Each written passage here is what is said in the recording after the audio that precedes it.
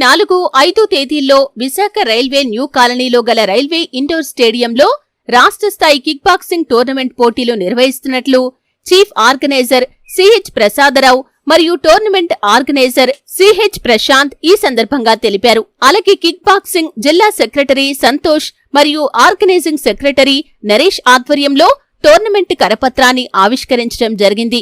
ఈ టోర్నమెంట్ కి అన్ని జిల్లాల నుంచి సుమారు 400 మంది క్రీడాకారులు వస్తారని తెలియజేశారు.